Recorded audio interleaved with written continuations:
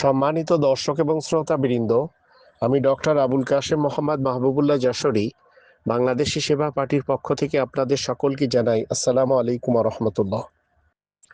আপনারা উলামায়ে কুফফারদের ব্যাপারে সোচ্চার হন, কারণ তারা ওয়াজ মাহফিলের নামে কখনো মানুষকে অসম্মানও করে। শুনে নিন। তাদের গোনা আছে বসেন, আর যাদের গোনা নাই উঠেন।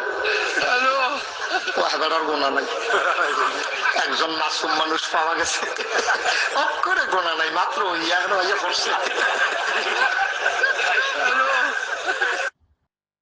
এইভাবে ওয়াজ মাহফিলে যখন বলে যাদের গুনাহ আছে তারা বসেন আর যাদের গুনাহ নেই তারা দাঁড়ান, একটি ছেলে সে দাঁড়িয়ে গেছে, তাকে নিয়ে কত ক্রিটিসাইজ।